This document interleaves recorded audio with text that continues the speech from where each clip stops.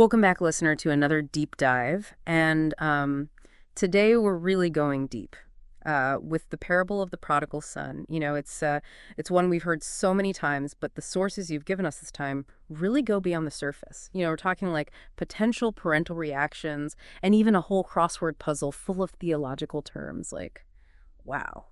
It is really fascinating how this parable just keeps giving. Mm. We can look at it again and again and find new layers and new insights. Yeah. We often get stuck on the surface, like, oh, the sun comes home, everyone's happy in a story. But the material you provided really invites us to consider all those unspoken emotions, those feelings bubbling under the surface. Yeah, totally. I mean, the sources even list out all these emotions that the parents might have been feeling while the son's out there, living it up in that far country. And it's not all just, relief and happy tears. There's grief for like the dreams they had for him, anger at the shame he brought on the family, maybe even some regret over, their own past decisions. Yeah, it's just so human, isn't it? To feel all those things at once, that mix of disappointment and then this like unwavering love. It's so powerful. And think about it, like even with all those difficult emotions, they're probably also carrying this constant ache of missing him, that empty space at the table, and maybe just a sliver of hope that he might actually come home someday. Yeah, and you can just picture them, right, watching him walk down that road. And is it instant joy or is there some hesitation, like a struggle to reconcile the son who left with the one who's standing there before them? And that's kind of where I think all these theological terms come in, right? You've got this whole list here tied to that crossword puzzle in the source material. Oh yeah, the crossword. It's so clever, the way it makes you really engage with these concepts. Some of them are pretty familiar, like repentance, but then there are others like justification that we might need to unpack a little bit. For sure. So the source defines justification as like being forgiven and accepted by God despite our wrongdoing. So how does that concept actually play out in the story, and how does it connect to that other parable in the material, the one with the Pharisee and the tax collector? Oh, wow. That's a great connection. You're right. In both those parables, you see this huge contrast between people who, recognize their flaws and then those who are clinging to the sense of self-righteousness, like they've got it all figured out. So the prodigal son, he throws himself on his father's mercy. He's admitting his mistakes completely. The tax collector, he's beating his chest, begging for God's mercy. But the Pharisees all, look at how great I am, So is that the key to understanding this whole idea of justification, then, like recognizing our need for forgiveness instead of, pretending we're perfect? Exactly. It really challenges our natural instincts, doesn't it? We tend to think we have to earn forgiveness, like it's a reward for good behavior. But these parables, they're suggesting something much more radical. Mm-hmm. It's about grace. It's about that unearned, undeserved forgiveness that's offered to us, even though we mess up. Okay, so we've got this theme of justification running through the story, and this idea that it's not about what we do, but about recognizing our need for grace. That sounds pretty huge. It is huge, and it brings us right back to those raw emotions of the characters. Yeah. Imagine the father grappling with his own sense of justice because the son did do wrong, but then choosing to offer forgiveness anyway. Makes you wonder about the older brother, too, right? The one who stayed home, followed all the rules, but then he just can't understand or accept his brother's forgiveness. It almost feels like a different kind of lostness, Oh, absolutely. His reaction is so often overlooked. Yeah. But it's really crucial to understanding the full meaning of the parable. Mm-hmm. I think he represents such a human struggle, the struggle to let go of resentment, to really embrace grace and compassion, especially when it feels unfair. Yeah, he's so focused on what's fair, on what's been earned, that he completely misses the point of his father's love, which is just freely given, not based on, anyone's behavior. It's like that justification idea, again, totally clashes with our human ideas of justice. Right. It throws a wrench in our whole system of rewards and punishments. Yeah. This radical idea that forgiveness isn't something we earn, but something that's offered to us freely, regardless of whether we deserve it or not. And we see that same contrast playing out in that other parable, too, the one with the Pharisee and the tax collector. The Pharisee's following all the rules, doing all the right things outwardly, but his heart's full of pride and judgment. The tax collector, though he comes before God with humility, just acknowledging his need for mercy. And it's the tax collector, the one who owns his flaws, who goes home justified. That word justified. It means so much more than just forgiven. It's about being made right with God, having that broken relationship restored. It's not based on anything he did, but on his willingness to admit, his need for grace. It's almost like those lists of potential emotions the parents felt that we were talking about earlier. We focus on the grief, the anger, the regret, but there's also this constant thread of love and hope Maybe the father in the parable knew his son would mess up, you know, but still loved him unconditionally. And maybe that's what true forgiveness really looks like, not pretending the wrongs didn't happen, but choosing to love and welcome back anyway. Yeah. But there's one emotion on those lists that we haven't talked about yet, fear. Now, that's interesting. Yeah, the sources mentioned the parents' fear and worry for the son's well-being. What if that fear wasn't just about his, physical safety, but about his spiritual state as well? That's a fascinating angle. It adds a whole new layer of depth to the father's motivation.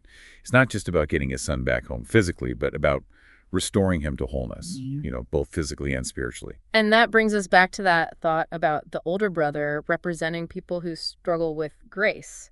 What if he's so caught up in following the rules that he's lost sight of that bigger picture? It really makes you wonder if he, too, is in need of a kind of return, a return to the heart of his relationship with the Father.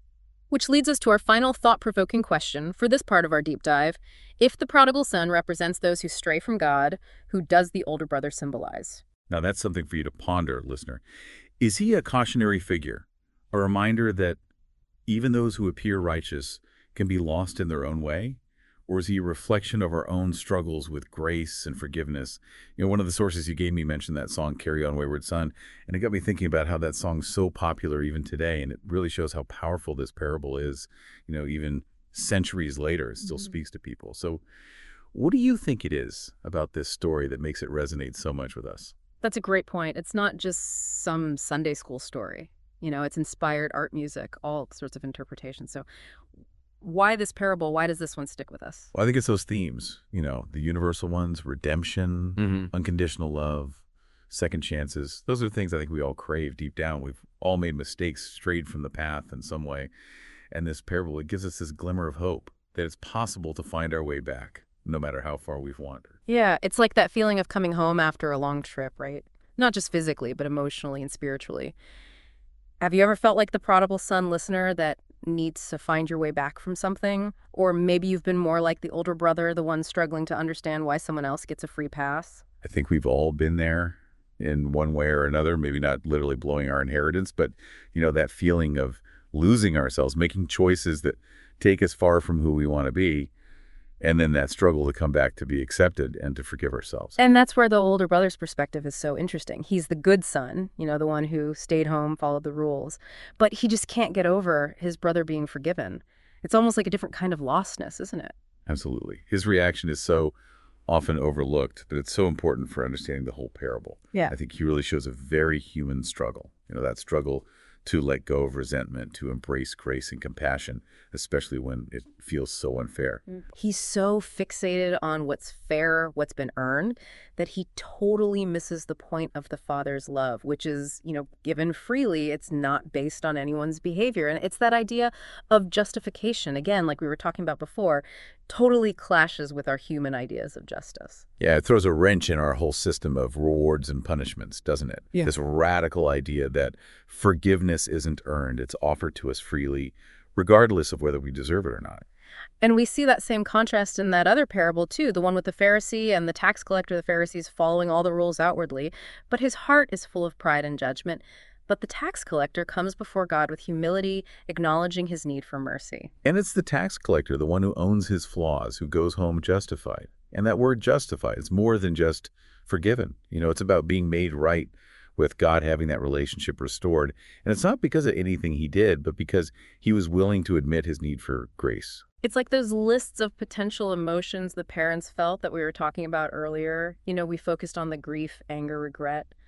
But there's also that constant thread of love and hope.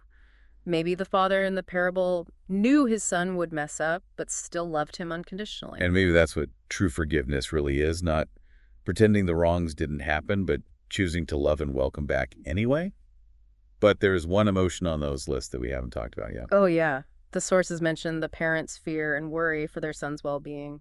What if that fear wasn't just about his physical safety, but his spiritual state, too? That's a fascinating angle. It adds a whole new layer to the father's motivation. It's not just about getting his son home physically, but about restoring him completely, body and soul. And that brings us back to that thought about the older brother representing people who struggle with grace.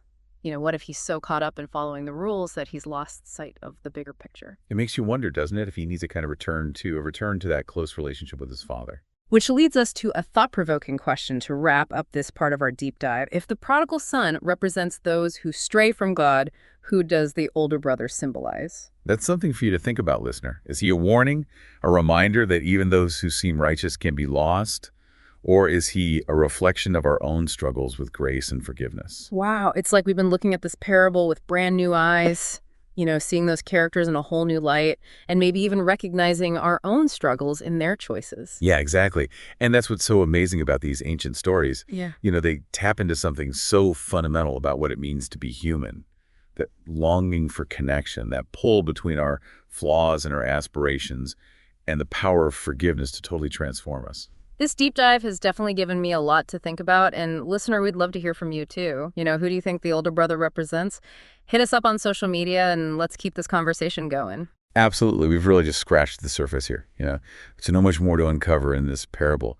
It's a story that can speak to us in different ways throughout our lives. So true, what might have seemed like a simple story about forgiveness when we were younger can take on whole new layers of meaning as we go through life, experience the ups and downs of relationships, our own struggles, those moments when we need grace. It's all there in this parable. It is, and that's the power of these stories. They offer guidance, comfort, and sometimes even a little challenge. They invite us to look at our own lives and how we handle the complexities of faith, family, forgiveness. So well said. And on that note, listener, we'll leave you to ponder those deeper meanings. Keep exploring, keep questioning, and as always, keep diving deep.